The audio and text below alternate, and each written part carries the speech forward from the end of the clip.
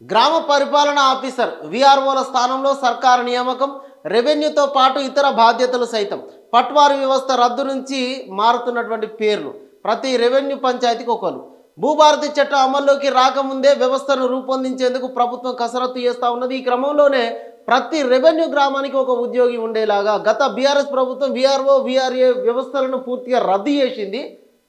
అయితే ఇది పట్వారీ వ్యవస్థ తర్వాత విఆర్ఓ వ్యవస్థను తీసుకొచ్చారు. ఆ విఆర్ఓ విఆర్ఏలను తీసుకొచ్చిన తర్వాత భూమి ప్రభుత్వం అంటే భూమికి సంబంధించినటువంటి ప్రతి అంశాన్ని వీళ్ళు చూసుకోవాల్సి ఉంటుంది.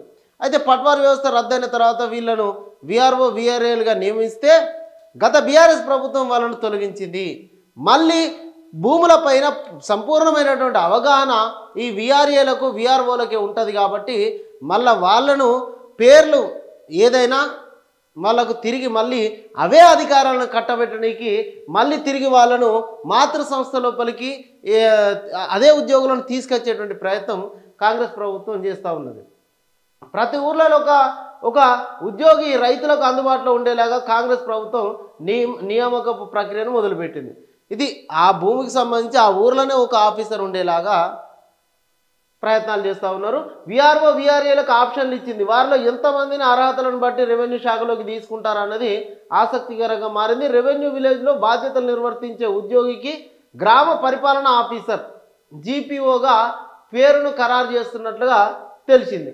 విఆర్ఓలను యథావిధిగా తిరిగి తీసుకొచ్చారంటూ బీఆర్ఎస్ విపక్షాలు విమర్శించే అవకాశం ఉన్న నేపథ్యం లోపల ఈ మేరకు పేరు మార్చినట్లుగా తెలుస్తూ ఉన్నది. మొత్తం ఏదైనా పేరు మార్పు ఏది ఉన్నప్పటికీ వాళ్ళకి ఇచ్చేటువంటి బాధ్యతలు అవే ఉండబోతున్నట్టుగా విఆర్ఓ విఆర్ఏలు గతంలో ఏవైతే పనులు చేసిరో అట్లాంటి పనుల్నే మళ్ళీ అప్పగించే విలేజ్ ఎవరు గ్రామ పరిపాలన ఆఫీసర్గా వాళ్ళ పేర్లు మార్చేటువంటి అవకాశం కూడా ఉన్నది. ఇక ఇందిరమ్మ ఇండ్ల పర్యవేక్షణకు జిల్లాకు పీడి, లబ్ధిదారుల ఎంపికకు విజిలెన్స్ టీంలు, వేరే శాఖల్లో ఉన్న హౌసింగ్ డిపార్ట్మెంట్ ఉద్యోగులంతా వెనక్కి. సంక్రాంతిలోగా గ్రామాలకు రెవెన్యూ అధికారులు మంత్రి పొంగులేటి. 5 రాష్ట్రాలకు కొత్త గవర్నర్లు. మణిపూర్, మిజోరాం, బీహార్, కేరళ, ఒడిశాకు నియామకం. ఉత్తర్వులు జారీ చేసిన రాష్ట్రపతి భవన్. నేడు మెదక్కు రేవంత్ రెడ్డి చర్చి శతాబ్ది వేడుకల్లో ప్రార్థనలు, 7 పాయల్లో అభివృద్ధి పనులకు శంకుస్థాపన. తునికికి ఉపరాష్ట్రపతి జగదీష్ ధన్కర్. తనకి ఇవాళ చర్చి శతాబ్ది వేడుకల లోపల ముఖ్యమంత్రి రేవంత్ రెడ్డి పాల్గొనేటువంటి అవకాశం ఉన్నది.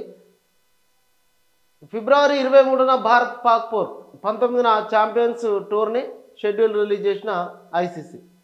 రేప్ బాధితులకు ఫ్రీ ట్రీట్మెంట్ ఇవ్వాల్సిందే. యాసిడ్ దాడి బారిన పడిన వాళ్లకు సైతం ఉచిత వైద్యం కోసం నిరాకరించడం నేరం. వైద్యులు సిబ్బందికి జరిమానా తప్పదు. ఢిల్లీ హైకోర్టు సంచలన తీర్పు.